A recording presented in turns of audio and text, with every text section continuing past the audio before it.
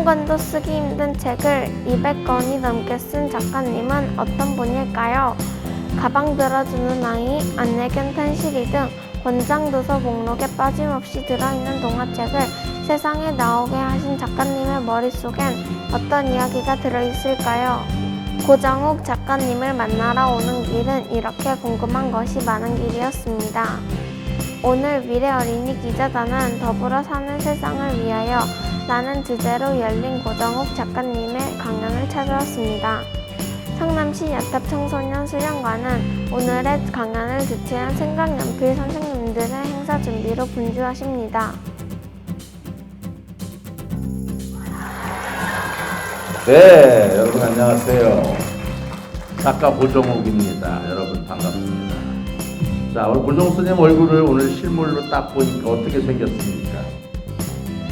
한번 보여줘야 되겠네요. 잠깐만, 1초만. 짠! 어떻게 생겼어요?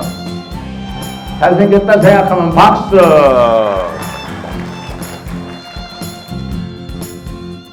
시험을 문과에 가서 불리하게 봤는데 놀랍게도 합격이 됐어요. 그래서 사람들은 내가 원래부터 글을 잘 쓰는 줄 아는데 천만, 나는 중고등학교 때까지 그랬거든요. 책만 좋아했어. 책은 엄청 많이 읽었어요. 밖에 못 나가니까. 집에만 공부하니까. 그래서 장애에 대해서 쓰겠다고 해서 쓰게 된 게 바로 무슨 책이냐. 여기 앞에 어디 있는 것 같았는데.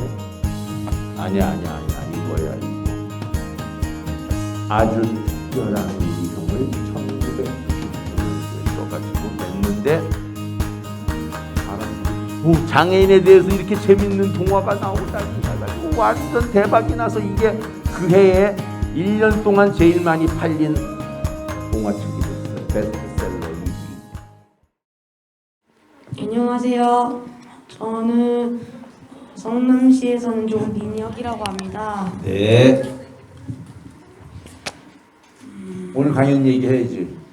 오늘 강연 중에서 저도 명언이 제일 재밌었던 것 같습니다. 그렇죠. 그 다음에 질문 좀 하겠는데 작가님이 쓰셨던 것 중에 네. 제일 아끼시거나 제일 잘 썼던 것을 무엇으로 생각하는지. 좋은 질문이에요. 그런데 문제는 뭐냐면요. 선생님은 10손가락 다 깨물어 안 아픈 손가락이 없듯이 모든 작품들을 다 사랑과 정열로 썼는데 문제는 독자들이 마음에 드는 작품이 아닌 것들은 외면당하고 독자들이 좋아하는 작품은 사랑받고 이렇게 됐어요. 그래서 사실은 선생님은 이 작품은 정말 잘 썼다라고 생각하는 작품은 하나도 없어요. 왜냐하면 지금 다시 읽어보면 너무 부끄러워요. 왜? 그만큼 내가 더 성장했기 때문이에요. 그래서 작가는 계속 성장해야 되고 나의 대표 작품은 아직 못 썼다. 이게 대답이에요. 앞으로 쓰려고 노력하고 있어요. 나의 대표작을 쓰기 위해서 노력을 하고 있다. 자, 두 번째 질문은 누가 할 건가요? 고정욱 작가님은 처음 꿈이 왜 의사였나요? 좋은 질문이에요. 왜냐하면 맨 처음에 꿈이 의사인 거는 내가 장애가 있다 보니까 주변에 아프거나 힘든 사람들을 많이 만나게 되고 보게 됐어요.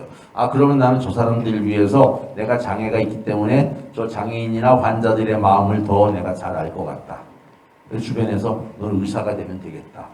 네. 그래가지고 내가 의사가 됐는데 사실은 좀 후회가 되는 게 그때 의사에 대해서 좀 미리 알아봤으면은 의사가 되겠다고 끝까지 공부하지 않고 다른 방향으로 좀 틀었을 텐데 그게 조금 아쉬워요. 네.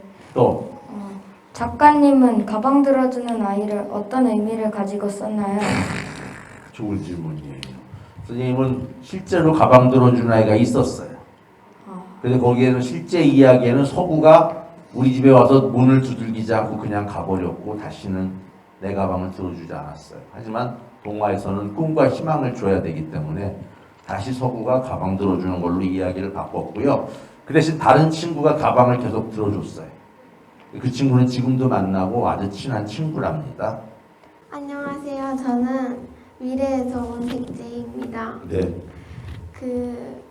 지금 쓰고 계신 책 중에 지금 쓰고 계신 책이 뭔지 궁금해요. 오, 좋은 질문이에요. 지금 무슨 책 쓰고 있나 궁금하다는 거죠? 네. 선생님이 지금 오늘 처음으로 공개하는데 지금 올 가을이나 겨울에 내려고 삼국지를 10권짜리를 지금 몇 년째 쓰고 있어요. 삼국. 아마 올 가을에 나올 거예요. 청소년을 위한 삼국지 10권짜리 쓰고 있어요. 아주 재밌을 거예요. 꼭 읽어보세요. 알았죠? 네. 네, 너무 많으면 도서관에서 빌려서 보세요. 네. 좋아요.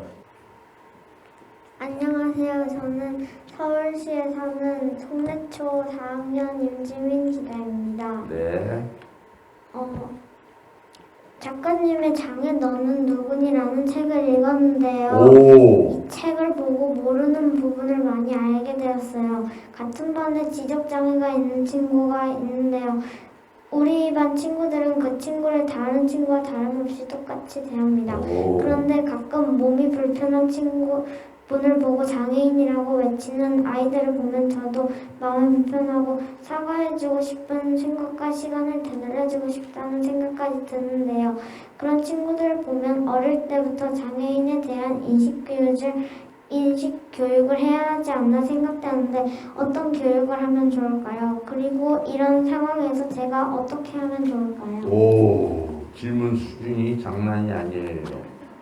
인식교육은 어떻게 해야 되느냐면요. 제일 좋은 인식교육은요. 장애인하고 친구가 돼주는 거예요. 자기 반에, 자기 동네에, 자기 아파트에 장애인이 있으면 그 사람하고 인사도 나누고 친해지다 보면 인식개선 교육이 돼요. 저는 항상 장애인하고 비장애인하고 따로 분리하지 말고 서로 그냥 내 친구다 하고 어울리면은 그거는 바로 인식이 개선되고요. 그 다음에 장애인 애들이 막 그렇게 약 올려요? 그럴 때는 가가지고 용감하게 야 그런 거 하면 안 돼. 언어폭력이야. 얘기해 주세요. 알았죠? 장애가 있는 건 부끄러운 게 아니야. 약 올려도 안 돼. 얘기해야 돼. 그게 용감하게 해주면 되고요. 그래도 애들이 무시하면은 그때는 선생님에게 말해도 돼요. 애들이 고자질쟁이 그러는데 고자질은 몰래 안 좋은 생각으로 남에게 일러바치는 게 고자질이 그렇게 선생님한테 말하는 거는 고자질이 아니라 정의를 실천하는 거예요. 그럼 선생님이 고맙다고 그 아이들에게 다시는 그러지 말라고 경고를 줄 거예요. 옐로우 카드. 또 작가님 책은 너무 재밌어서 자꾸 보게 되는데요. 어떻게 글을 잘 쓸 수 있는지 비결을 알려주세요. 큰일 났어요. 영업 비밀 오늘 다 털리고 가게 생겼어요. 선생님은요, 글을 재밌게 쓰는 이유가 몇 개가 있는데 첫 번째는요, 선생님 가슴 속에 아직도 어린애가 있어요. 그 어린애가 글 쓸 때는 나와요. 그 어린애처럼 동심을 가지고 쓰고 있고요. 두 번째로는요, 어려서부터 책을 엄청나게 읽었어요. 안 읽은 책이 거의 없어요. 동화책이나 이런 것들. 그러니까 머릿속에 그 이야기들이 다 섞여 있어요. 그 중에 제일 좋은 것만 뽑아내면 아이들이 재밌어해요. 책을 많이 읽어야 돼요. 작가가 되려면. 그리고 마지막으로 세 번째로 선생님이 재밌게 쓰는 이유는 이렇게 매일매일 어린이들 만나면서 이게 이야기를 듣고 그 아이들의 행동이나 태도를 보면서 저 아이 재밌는 아이다. 저 아이 주인공으로 나중에 써야지 하고 다 메모해 놔요. 그걸 나중에 불러일으켜가지고 쓰니까 재밌는 거예요. 이 세상에 공짜가 있어요, 없어요? 재밌는 거 쓰려면 선생님이 계속 자료를 모으고 준비해야 돼요. 네, 안녕하세요. 저는 아까 저희 기자단 아이 엄마인데요. 조민영. 저는 작가로서 어떤 질문보다는요. 제가 아이 셋을 키우는데 정말 아이들이 중간중간에 이제 좌절을 하거나 그럴 때가 많단 말이에요. 네. 그래서 작가님께서도 여러 번의 폭탄을 겪어 가셨는데 그 어려울 때마다 어떤 식으로 그것을 극복하셨고 또 그런 어떤 극복하는 데 가장 도움이 되셨던 분이 어떤 분들이었는지 제가 엄마로서 아이들을 어떤 역할을 해야 되는지 좀 도움이 될 것 같아서 질문을 드립니다. 좋은 질문. 얘네들이 어릴 때는 그 폭탄이 터지거나 좌절하면 결국은 누가 제일 나서서 해야 되냐면 부모님이 해야 돼요. 최고의 우군이에요. 부모님이 보호자이면서 후원자이면서 지원자이지만 이게 20살 넘어가면 그 힘이 이제 부모의 지원과 노력이 필요가 없어져요. 거의. 그 다음부터는 누가 해야 되느냐. 자기 친구나 교수님이나 선생님이나 이러다가도 결국은 나중에 그 사람들도 별로 도움이 안 돼요. 30 넘어가잖아. 결국은 마지막에 누구의 힘을 빌어야 되느냐? 자신의 힘. 자기 문제는 자기가 해. 엄마 아빠가 죽을 때까지 걔를 돌봐줄 수 없어요. 엄마 아빠 먼저 죽어요. 그래서 결국은 자신의 힘으로 해결하려면 어떻게 되느냐? 그 아이가 지혜로워야 돼요. 그럼 지혜는 어디에서 오느냐? 독서, 책, 아니면 자기의 그 어떤 생각을 하고 문제를 해결하는 능력을 우리가 갖느냐 못 갖느냐가 중요한 것 같아요. 저는 그래서 항상 처음에는 의사가 되지 못한 거, 뭐 교수가 되지 못한 거는 주변의 조언을 얻었지만 그 다음부터 폭탄 터지는 건 스스로 이거는 소설가가 못했으니까 동화를 써야 되겠다. 동화 쓰다가 강사해야 되겠다. 강사도 안 되면 또다시 뭐 인터넷으로 뭐 유튜브를 해야 되겠다. 또다시 글쓰기 교실을 해야 되겠다. 스스로 지혜와 스스로 문제 해결 능력을 가졌기 때문에 내가 할 수 있는 걸 찾아가게 된 거예요.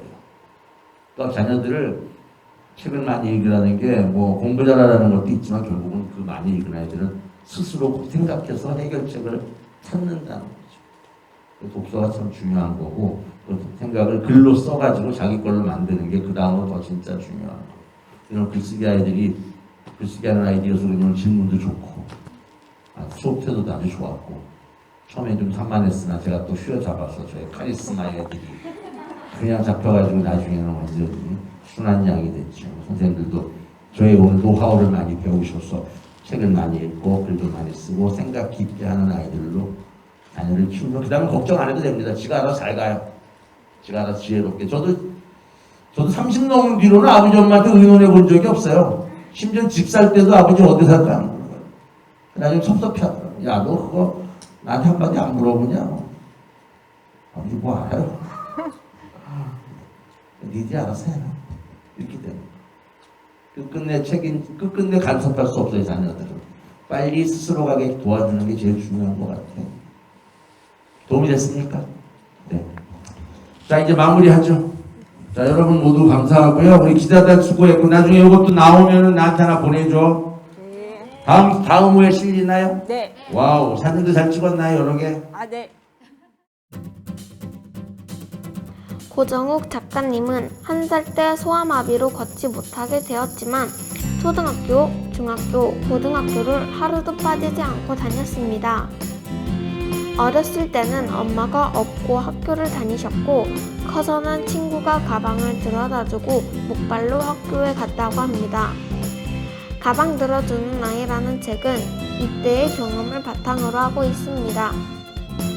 작가님은 원래는 의사가 되고 싶었지만 학교에서 받아주지 않아서 국어국문학과에 들어가게 되고 작가의 길에 들어서게 됩니다. 작가님을 직접 만나기 전에는 그냥 다니기도 힘든 학교를 목발을 짚고 가면서 늘 전교 1등을 할 정도로 공부를 열심히 했다는 게 정말 대단하시다는 생각이 들었습니다.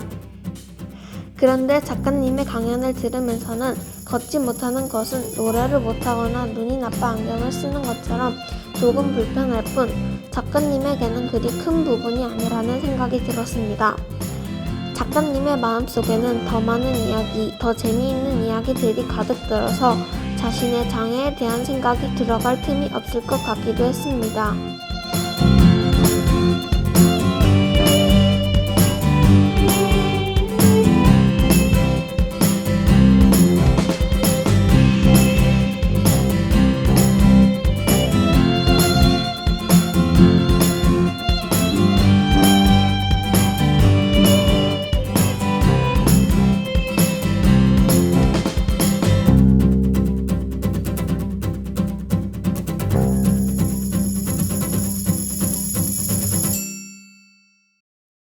오늘의 강연 주제는 더불어 사는 세상을 위하여입니다. 세상의 모든 사람들을 소중하고 서로 어울려 살고 있습니다. 저는 오늘 더불어 사는 사회의 아름다움을 알려주신 고정욱 작가님의 말씀을 마음에 담고 우리 이웃의 이야기를 잘 전하는 기자단이 되어야겠다고 다짐하게 되었습니다. 지금까지 위례 어린이 기자단 백제희였습니다. 감사합니다.